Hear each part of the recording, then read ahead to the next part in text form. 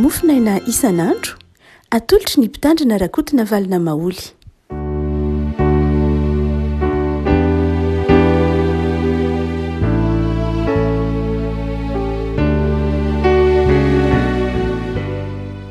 Fa mirabantsika ry afaka tratra dia alakamisy fa 20 volana martsa ity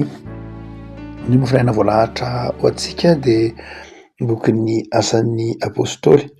Asan'ny apôstôly toko 19, asan'ny apôstôly toko 19, andininy 19 ka hatramin'ny 420.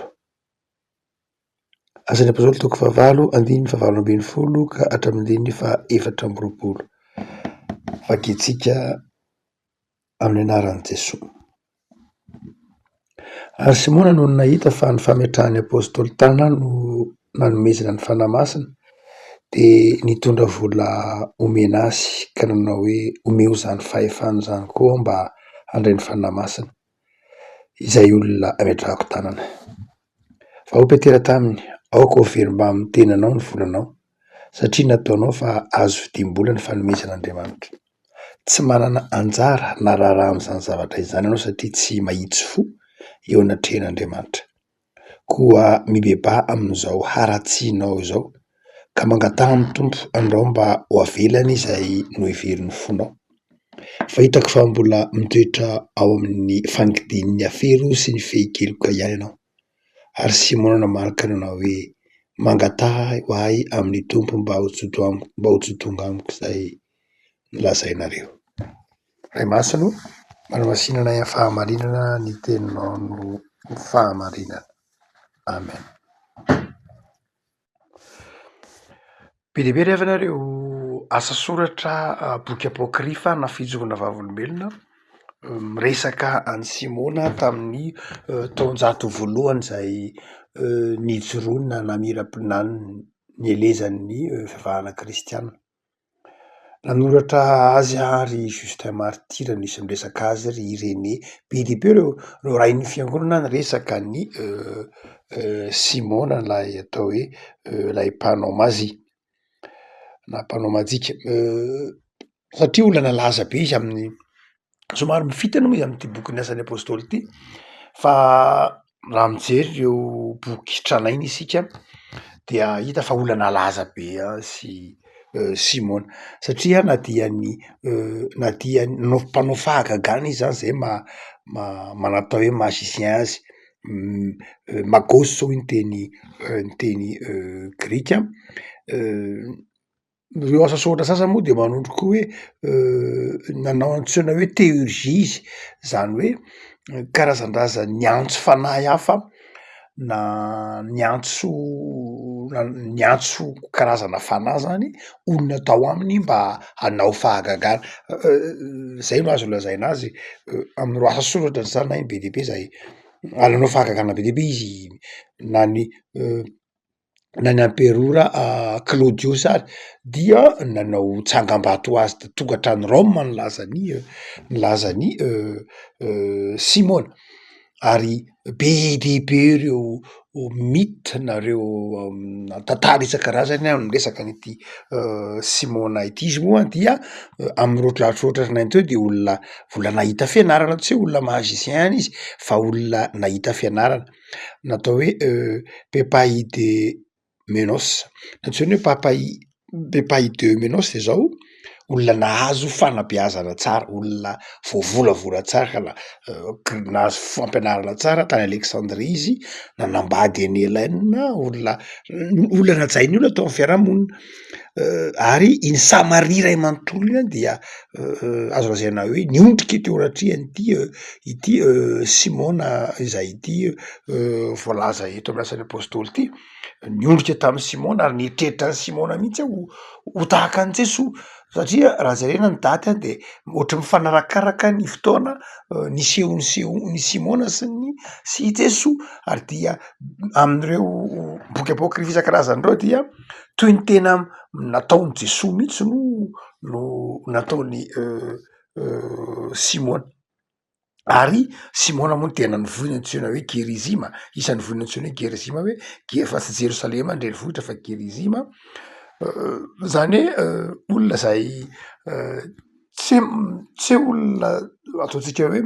tsotsotra fa olona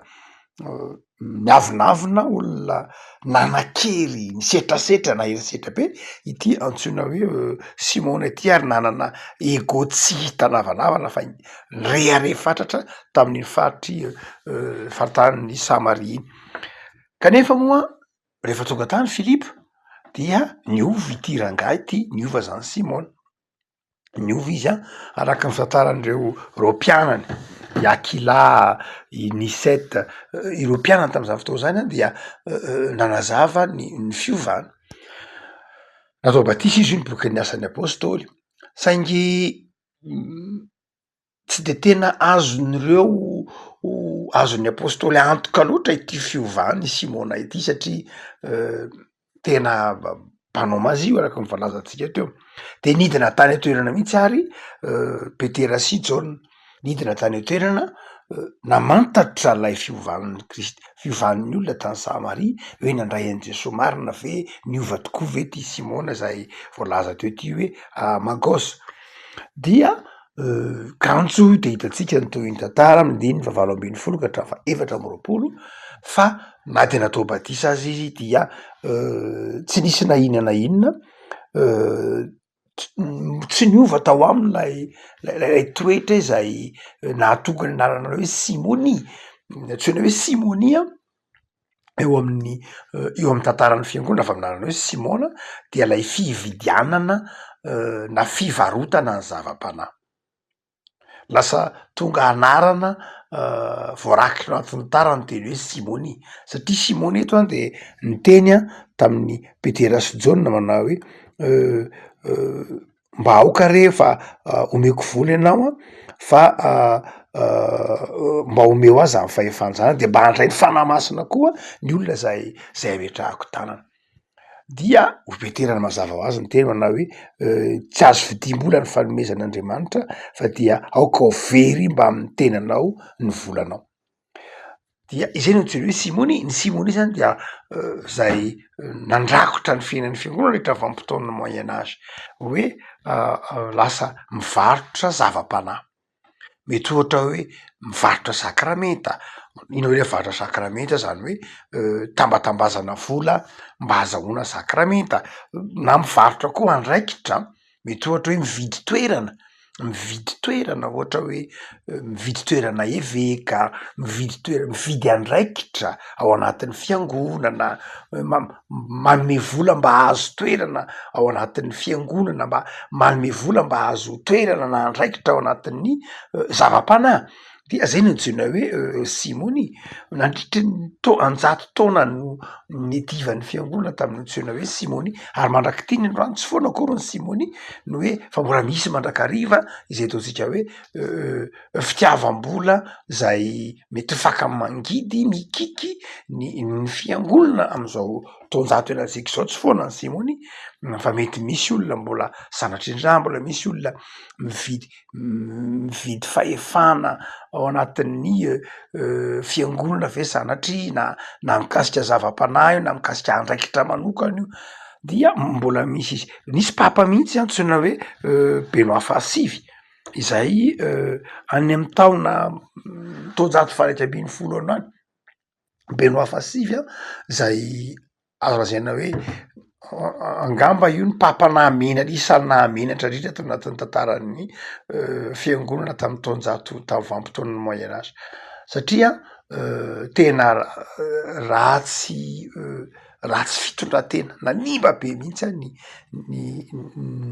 fiangonana na papa azy nandritra ny roa ambin'ny folo taona. Hany ka i Grégoire fahaenina dia voatery za mivitsy azo lazaina azy hoe nitabazana vola i Benoît fahasivy zany, tabazany Grégoire 6 vola izy hoe ao mamena vola ianao de mialà fa simba ny fiangonana, mialà fa dia niala zany Benoît fahasivy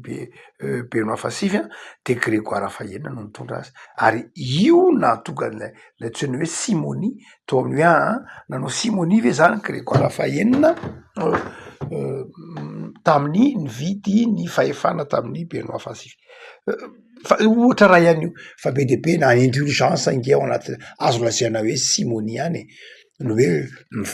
atakaly vola ny famelan-keloka atakaly vola ny tsodrano atakaly vola ny andraikitra ao amy fiangonana mbola misy foana ny simonie mandraka ankehitriny ary dia eto an de manafatra ny soratra masina manafatra ny toe-tsainy taonjato faraiky amby roapolo manao hoe tsy misy tsy vitany vola amin'ny toe-tsaina zay ny taonjato faraiky amby roapolo moa zay ny roborobon'ny herin'ny vola dia mieritreritra mandrakariva betsaka ny olona mieritreritra ny tsy misy tsy vitany vola zany rehefa manam-bola dia azo ataony zavatra rehetra ary dia eto an dia asehon'ny petera fa ny zava-panahy ny fahasoavan'Andriamanitra ny famelan-keloka Andriamanitra de zao tsy azo fidim-bola misy fetra ny vola misy fetra ny takalo fa ny fahasoavan'Andriamanitra dia tsy azo fidim-bola ny famelan-keloka ny fanahy masina tsy fidim-bola dia mandrava izany toe-tsaina zay mbola mibaiko ny fiarahamonina ankehitriny amin'ny fitiavam-bola zany hoe rehefa manam-bola de mahazo ny zavatra rehetra zay ilaina rehefa manam-bola de mahazo ny zavatra rehetra zay irina na de ny zava-panahy ary dia arodan'ny bokin'ny asan'ny apôstôly ny toe-tsaina hoe io vola io de manimba io vola io dia rehefa heverinao Andriamanitra io vola io rehefa topoina io vola io rehefa heverina ho mahery noho ny finoana azy de izao manjary manimba araka ny tenin'ny petera hoe aoko very mba amin'ny tenanao ny volanao refako eto zany an de asehony asan'ny apôstôly fa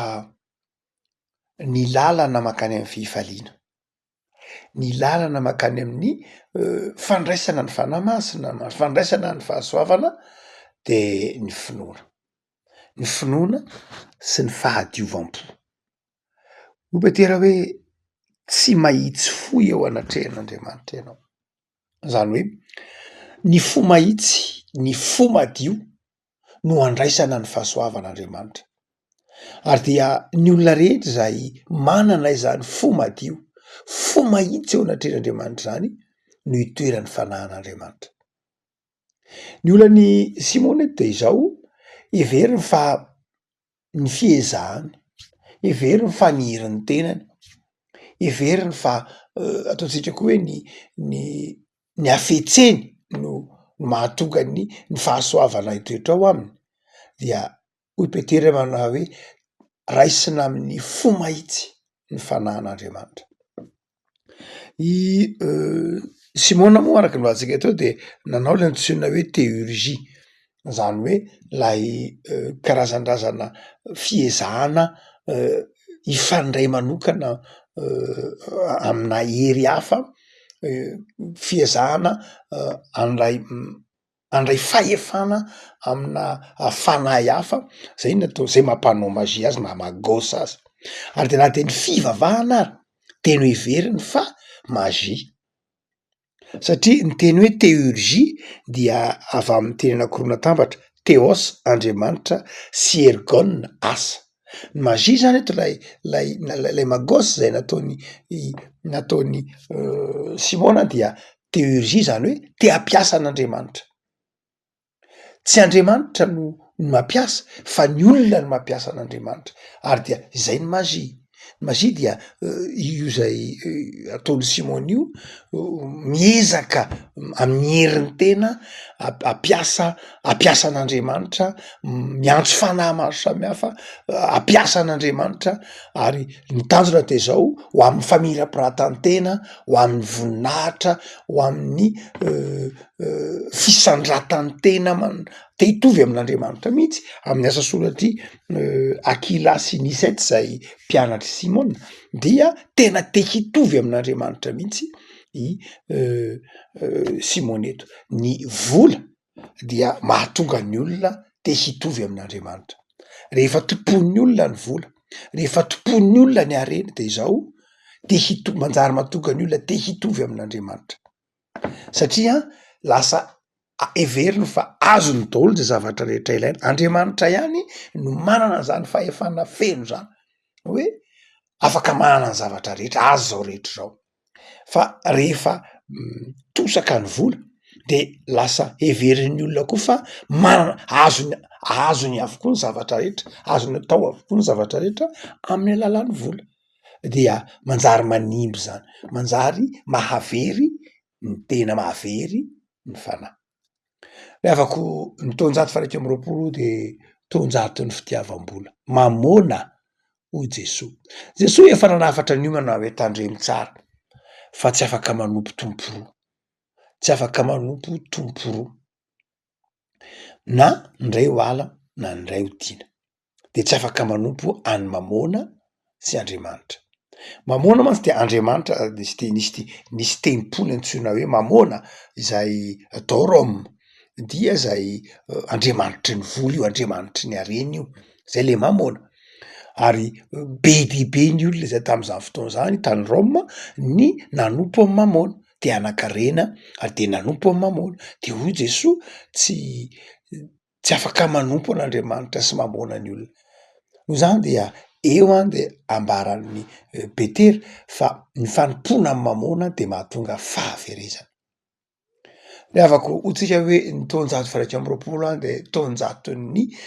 fitiavam-bola ary hitatsika fa ny zavatra rehetra eto ambonin'ny tany zao dia vola miodina no amy zavatra rehetrarehetra dia fanjakan'ny vola. Ary ndraindray raha dia na de ny zavatra hitatsika hoe tsy tokony idiran'ny vola ary dia idiran'ny vola, io zao ny fivavahana.